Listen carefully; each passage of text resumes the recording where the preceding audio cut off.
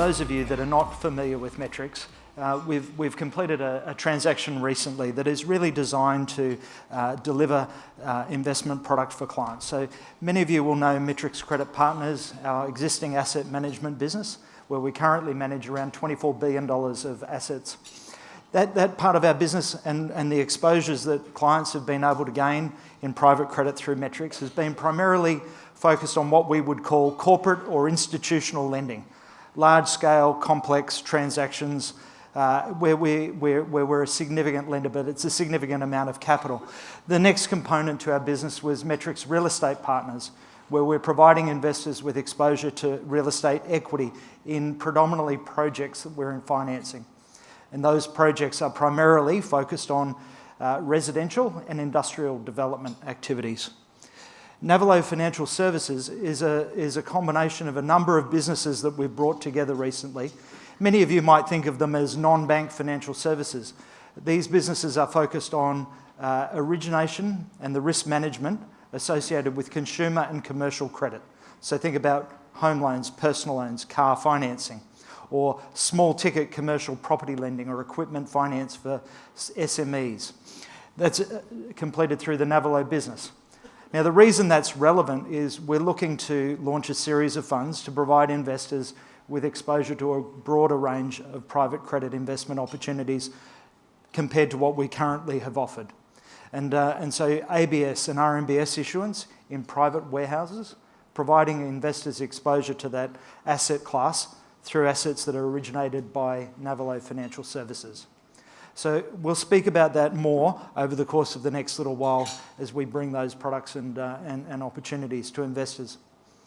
I think one of the things that's often misunderstood about the market is this concept that private debt is a new asset class, or that for some reason it's an asset class that presents a significant risk to investors.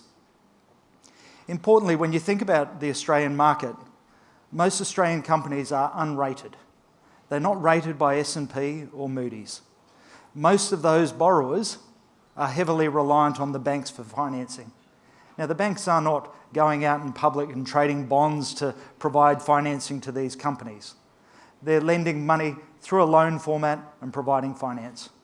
But as a result of some of the changes that occurred as a result of the global financial crisis, it's our view that markets will move more and more towards private markets as the banks start to continue to shrink their balance sheet. Every time you hear a regulator say that it's important that we have a strong financial system, that we want the banks to be unquestionably strong and well capitalised, that's really just making it harder and harder to generate returns for shareholders in banks. And so as a result of that, banks reduce their willingness to lend.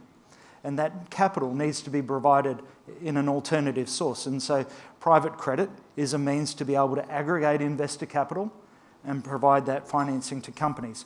So we always say in our business, it's actually quite a simple business, really. And our business really revolves around three things: raising capital, the ability to then sensibly deploy that capital into sensible loan transactions that drive a return for our investors, and overarching all of that is the importance of management of risk. So when I look at the different companies that we've provided financing to over the last 12 or so years, since we launched our first fund, you'll see that this myth, the private credit's lending to companies that can't access bank financing, is a myth. We lend to large publicly listed corporates, large project and infrastructure financings, large property transactions where we're delivering high-density apartments or residential land subdivisions and the like. So over the last 12 odd years, as Metrics, we've completed over 40 billion of transactions, over 1,200 individual transactions have been completed, delivering for our investors across the credit spectrum. So where do we think the greatest opportunity to generate returns for investors? There's this perception that real estate-related lending is exposing investors to greater risk. If you actually look at the Australian economy and you take out sectors like natural resources or the agricultural sector and you overlay and you remove those from the diversification of Australia's economy, you'd actually see that our funds very much replicate the Australian economy. And real estate is a significant driver or a demander of capital. And so when we think about real estate, obviously the vast bulk of funding is invested by consumers in residential mortgages and residential houses. However, to actually build those houses, and particularly as we're moving more to create greater levels of density around urban hubs, to reduce the cost burden to taxpayers around additional infrastructure, you go and build another suburb further out, it's only going to require more rails, more water infrastructure, more electrical infrastructure, more road infrastructure. So the need to create greater density closer to urban transport hubs is critical. And so when we look at the demand for commercial real estate, the demand for residential component to that is a significant driver of opportunity for our investors. And so Metrics funds, when we talk about commercial real estate, we're really talking about two key things. One, high density residential and land subdivisions, meeting the demand for residential housing. And the second component is a significant investment that we make in industrial. We've had very limited exposure to commercial office, retail, or any sort of specialised area of real estate. So again, what's driving this? The big driver of demand is obviously population growth. If you look at the population growth coming into Australia from immigration and natural growth of the population, significant demand for housing. When I look across our portfolios, we don't see any speculative overbuild. We don't see a market that's distorted with excess speculative stock. There's pent-up demand for housing. And so when our clients are building residential high-density apartments, our source of repayment is those consumers going and borrowing money from a bank or from a non-bank lender and using those proceeds to acquire the apartment from our developer. That's our source of repayment. And so for us, we're looking at providing financing predominantly to finance projects. So the site acquisition, undertaking construction, completion of the building, settlement and sale, providing that source of repayment. But importantly, this is a significant driver of growth and demand for financing. Obviously, when we look at it, we see this across the country, across our markets that we're active in. The delays are caused, or the difficulty in achieving planning outcomes means that we've got this situation where you've got very strong demand, but a lag in supply. Now, in New South Wales, through the state government's initiatives around the Housing Delivery Authority and certain approvals that they're providing, there is a certain uptick in terms of approvals that are being driven, but that's not across the country. In New South Wales, we are seeing an increase in terms of speed of execution around planning outcomes through the HDA, but it's still a long time before those houses and properties are going to be delivered. And then obviously the demand for industrial property is obviously significant. As you think about our country, we're primarily an import wholesale distribution economy. We're not primarily a manufacturing centre. And so that need to build industrial warehousing to accommodate that import wholesale and distribution model is required. And that's a driver of infrastructure spend in terms of new airports, new rail, new port, new freeways. And as a result of that, that drives demand for industrial sites. So when I think about our largest exposures across the Metrics funds, they're primarily focused in New South Wales. Sydney metropolitan residential and Sydney metropolitan industrial development. Yes, we've got exposures around the country, but our largest, most significant market is actually delivering to this. And when you think about all of the infrastructure that's going on around in our state, and you think about the demand for housing to accommodate the increased population, and you can see the changing pattern in terms of the transport-orientated development schemes of the New South Wales government, encouraging higher density around new urban zones where the metro lines have been built. So we're active in providing financing to a range of projects, be it in St Leonards, Westmead, Rouse Hill, out in the various suburban areas, out in Orchard Hills North, large residential land subdivisions and the like that we're involved in financing. So our activities across Metrics really cover all aspects of the cash conversion cycle. So if you think about what drives us from a risk and return perspective, if we're providing financing, we want to know that the borrower has got the capacity to service and repay their debt obligation. And so that ability to provide acquisition financing where they're acquiring a site, to then provide project financing to be able to complete the construction and the delivery of the project, and then the sale of those properties is what drives the source of cash flow to repay our debt. So unlike investing in, say, commercial office, where you've got exposure to the rental and the tenant mix of those commercial properties, where the owner of that property is not selling the property to service and repay the debt. In our case, what we're looking for is short-term development transactions where the source of cash flow comes from the sale of the asset to provide for full repayment. So importantly, in this market, we will say we've got an expertise in lending and investing across the market. Our funds and investment activities cover everything from small, medium-sized business lending through to large corporate and institutional financing, from senior investment grade unsecured debt through to equity in the capital structure. We see an awful lot of transactions, so our size and scale is what delivers returns for investors. And if you're thinking about investing in private credit, the important thing isn't necessarily about the yield or the return that you get. It's about the yield, the return that you get, less any potential risk of loss, and having your returns improved further as a result of lower fees. So if you think about most people that might have invested in bonds, most bond market investors will be investing in bank or financial bonds or government or semi-government securities. So when you're investing in a bond, the bank is looking to actually lower their cost of funding to drive an excess NIM to reward shareholders. So when you invest in private credit, if the manager's got the capability to bring you closer to the point of origination, then you're going to generate that extra return that would otherwise go to shareholders. And so importantly, what you're then trying to do is make sure that you're capturing that excess return by ensuring that you're not losing money by being exposed to credit losses. You're not losing money by paying excessive fees. So our role and what we've done for investors is to become large and scalable, to reduce investment risk through greater diversification, lower our costs to deliver a better net after fee return to our investors.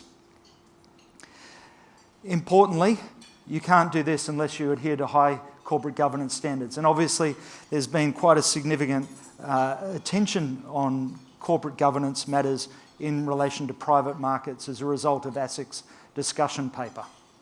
Importantly, from our perspective, we are very much committed to ensuring that investment risks, investment mandate compliance risks are dealt with appropriately to ensure that at all times we're acting in the best interests of our investors.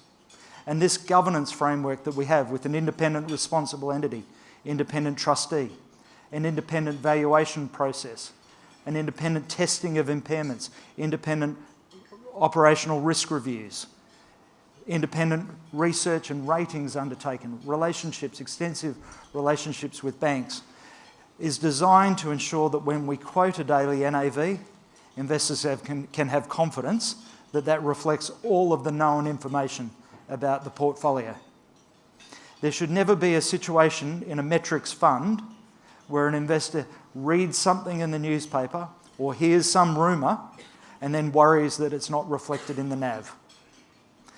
There shouldn't be any concentration of risk to any one individual counterparty that's going to actually result in an impact to investors.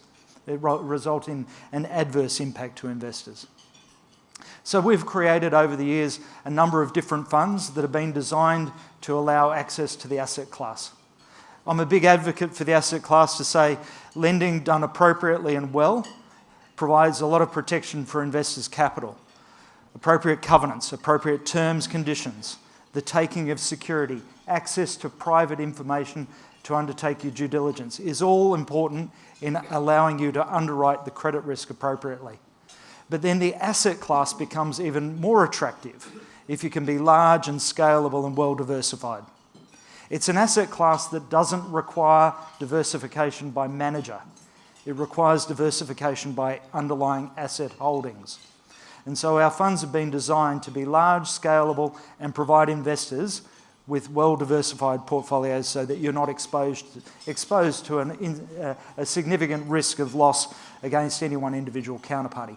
And importantly, we've been very fortunate over the years to see strong support from the market, particularly in our different funds.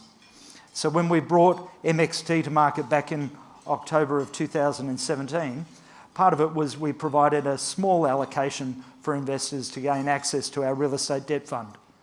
The real estate debt fund is now operated. The Metrics Real Estate Debt Fund has operated now for in excess of 7 years, almost 8 years. And over that period of time, our returns have been very consistent, delivering an excess spread over the 90-day bill rate of around 6.8% net to investors over the 90-day bill rate. And so we've decided that now that that fund is close to $5 billion in size and scale, diversified across over 140 assets, with a weighted average term to maturity inside 12 months, that it's now appropriate to bring that to a retail market. We've seen a lot of clients encouraged to invest in private debt in real estate, but often going into smaller, concentrated portfolios. So here we've got a fund with an almost 8-year demonstrated track record of performance, delivering a consistent excess spread over the 90-day bill rate, low cost, well diversified, monthly liquid. We now bring it to the market for retail clients to gain access to it directly. The other fund, of course, in our real estate stable is really designed to provide investors with a mix of both. Some investors are looking from a portfolio perspective to think about how do they have that defensive allocation in private credit and debt, benefiting from where you sit in the capital structure. But equally, some investors are looking for access to private growth opportunities in equity. So importantly, what we did with our funds with MRE, which we listed on the exchange back in October last year, was designed to give investors 50% of the allocation was into real estate debt and 50% of the allocation is into real estate equity. Now, these are not equity positions that we bought hoping that the property is going to go up in value or that we're trying to generate a return from investors from the rental income. These are all actively managed projects where the project and the delivery of the project is a source of cash flow to drive a profit and a distribution to investors. And so again, here, what we've provided investors with exposure on the equity side is a portfolio of around 14 individual projects, primarily focused on industrial and residential development, where we undertake the projects. As those projects complete in terms of construction, delivery, the sale and settlement of those properties is then the source of distribution to investors in the form of franked dividend distribution. So MRE provides 50% defensive, capital stable exposures into primarily senior secured first registered mortgage debt, and then 50% of the portfolios into our equity assets. And so obviously we provide a range of ways in which investors can gain access to the asset class through listed funds, unlisted managed funds, or for wholesale and sophisticated investors, institutional investors, a range of bespoke strategies that again deliver access to the market. So MRE listed on the exchange, providing exposure to both debt and equity. The Metrics Real Estate Income Fund, or MREIF, now provided via a platform to give investors exposure in an unlisted managed fund, providing full exposure to real estate debt investments into a fund that's got that demonstrated track record of performance. So with that, I'd like to thank you very much for your attention. Thank you.